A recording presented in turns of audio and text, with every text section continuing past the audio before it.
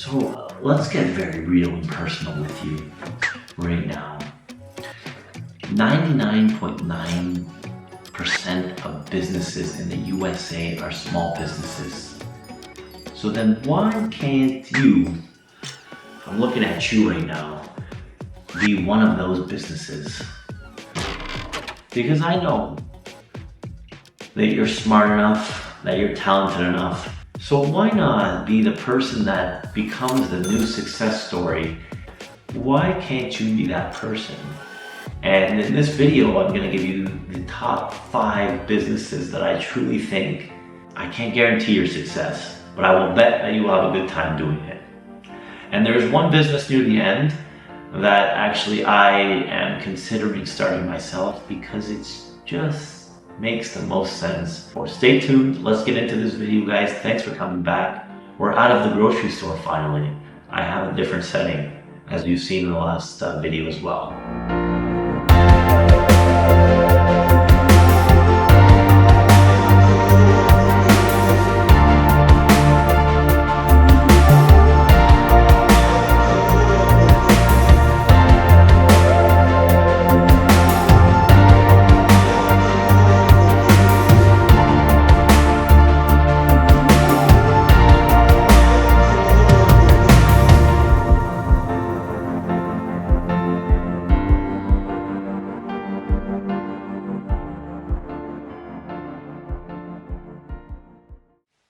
So I have a question for you. How long are you going to keep getting ready to get ready? There's so many people that I talk to in the business world that want to get started. And I talk to them 6 months later and they're still getting started. So how long are you going to watch someone do the things that you want to do and spectate on the sidelines while everyone else is building the business of their dreams? Welcome back to this channel, guys. I know that you could be anywhere else in the world, but today you're with me, this random Aladdin lamp, and the top 5 businesses that will blow up in 2024. If you're interested in small business at all, please subscribe down below and hit the like button. This just pushes the video out to more people who are like-minded like you and I. So as you know, this channel is based around my grocery store. I've owned it for about 6 years now. I've been in the food business for going on 17 years. I've built this channel around that, and I'm very happy to be able to share my opinions and knowledge on what I believe the best 5 small businesses, if you truly do the proper research, grow into something very, very beneficial in the next 2 to 3 years. Number 1, the food truck industry is an industry that is untapped. I believe that this business on wheels can be your entry-level restaurant where you don't necessarily have to stay in one location is the main beauty of this business. The food truck is beautiful because you can take it to events, you can take it to weddings, you can take it to, other fairs, festivals, carnivals, food shows. And that's the one thing I'm very jealous of because I'm stuck in the one spot with my store. So this is an industry that I think can truly blow up. And what is beautiful is you can do locally crafted coffee, higher-end tacos, you name it. I think a food truck is the way to start. It's a lower risk than a restaurant. I think in the right locations, you can stay permanently and then add on a supplemental income in the summer months and the weekends to really make this business work. And I'll tell you, you will still need the licenses, permits, health regulations of any food business that you start. You're going to probably have to sign a lease with the parking lot that you're going to be parked in for a short term. You're going to have labor, so about 1 or 2 employees, unless you're planning on running it yourself. And people generally seem to understand more if the food truck isn't there. People are thinking, oh, it must be at an event. So people are more understanding, I find, with food trucks than brick and mortars. And the last thing you will need is the investment for the build out of the food truck, which probably can get very costly, but if you can find a quality used food truck, then that's the way to go, I believe. There's a lot that goes into building out even something as simple as a coffee cart. Business number 2 is the home meal kit delivery service. I have a friend who opened up a meal kit service. He has a physical location and he does all of his meals frozen. People can pick them up when they want. The number of people that get the food delivered to their door is probably 80% of his business. Everyone's getting things delivered. Why not get their food delivered as well? So, to get this started, like any other business, you will need your proper licensing and permits. You will need, most likely, a commercial kitchen to work out of. What I recommend when you're getting started for this is to rent a kitchen from an already existing business, whether it's after hours or early in the morning when you can prep your food. Then anytime you need, your meals picked up, that's when you go to the location, pick them up and deliver them. And I wouldn't deliver every single day of the week. The way my friend does it is he delivers at the beginning of the week, Monday, and for the people who want them for the weekends, Fridays. We'll need your health, food safety regulations, and of course, there's going to be some upfront costs with leases. If you need employees, consider that as well. I would suggest for this one, maybe one extra person to help you deliver. Delivering can get quite annoying, to be honest. I've done it for my store many times. And at the end of the day, make sure you have enough budget to get the proper starting inventory. Without that, you won't be able to get, even a few meals out the door. So this is another low cost business to start. Right. So on this channel and our other side business that we personally do is the gift basket business. I truly believe this business is still untapped in most markets. We've made many videos on this channel before about how to get started in the small bit in the gift basket business. I'll put it up here somewhere, and you can check that out after this video.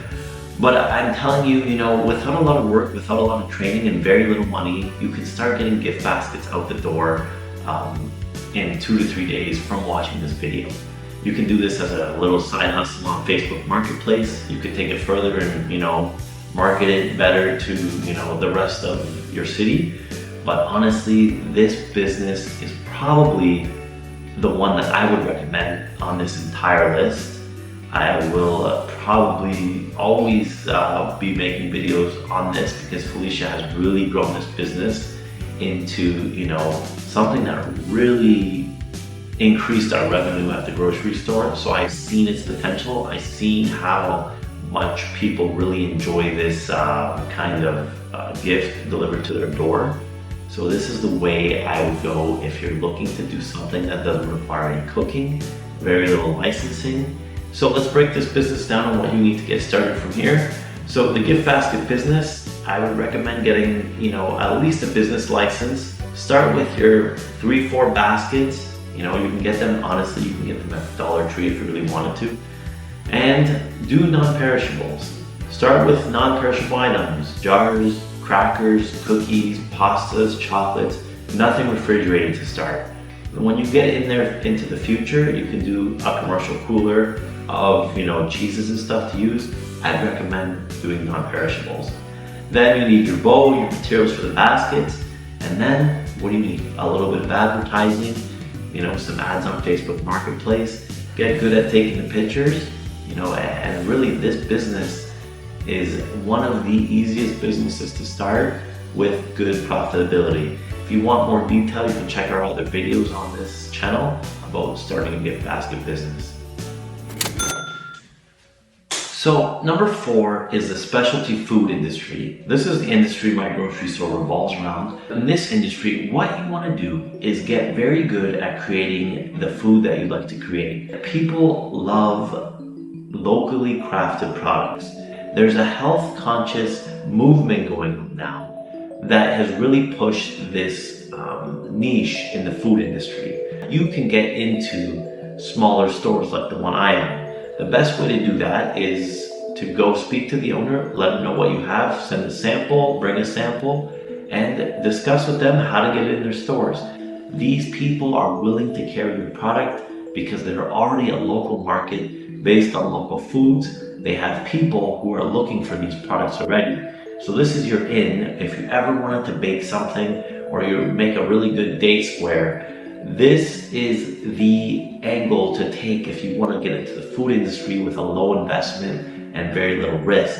You're going to have to get commercially certified before, legally you can sell any food. So it's going to differ from state to state. You're going to need to rent a kitchen from another restaurant, like I said for the previous ones, or you're going to have to get your home commercially certified. This is on you. If you want to take the risk and not go that way, I don't recommend it, but you can do this from your home and, start selling a little bit of food. I don't recommend it. Many people do it. That's on you if you do that. You're going to need the inventory to get started. Get a mobile table so you can do a sample pop-up day where you sample your food to the customers that come to the store.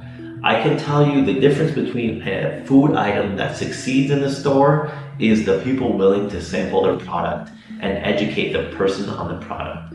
If you're there talking about it, educating the customer, letting them try it, telling them, we have a deal going on today because I'm here for the first time. Those people are the ones willing to come back and try your product when you're not there, or they'll purchase it while you are there. I think this could get you started without getting into, the nutrition labels, the proper packaging. I've seen people do it where they just get, regular plastic containers that you see at bakeries or, bigger grocery stores, and they start with that with a nice label. Again, I can get into this one if you guys would like. Please comment down below if you're interested in this one. I'll make a full video on that.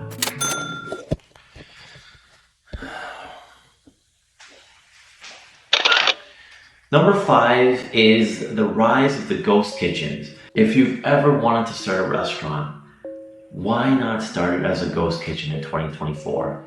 The low risk, the low investment, the limited staff, the wider reach that comes with having a ghost kitchen would almost prevent me from ever trying to open a full-on restaurant again. A ghost kitchen is the answer to trying out your passion with a limited risk. We all sit around after work and want food delivered to us, every single one of us. Why not cater to those people that are willing to spend money on the apps and have a low risk and not have to worry about a 10-year lease like I did with my store? I personally think this is the way the food industry is going to go. The food industry, with the rising cost of food, is really taking a hit. Even with our store, I could tell you, seeing the prices skyrocket and people spending less and less to budget, then I wouldn't be jumping on opening a full-blown restaurant when I can do a small kitchen on the side of town that I like. I don't have to deal with customers coming in and complaining. I send the food, and I know there's no easy business. I always say this. I send the food through a third-party app, Uber Eats. I don't know if there's another one by you, but this is taking over the world. You're talking across the globe. Food delivery services are truly taking over, where even grocery stores have to deliver their food to stay competitive. And us included, we have a delivery service that we're getting started with. This is the way people are going. Everyone's working from home. You can get food delivered to your house. You can work from home. You basically can live a life where you never step outside your door. That's sad, but that's the reality. Give this a try, because I might do it myself in 2024. I think we can really see some cool concepts start from people who didn't have the funding to start a full-blown restaurant. So everybody, I hope this video really, gave you some insight on what I believe will happen in 2024. I hope I tickled your fancy, and thank you for spending this segment of research and imagination with me tonight, and I hope you enjoy the rest of your night and start one of these businesses.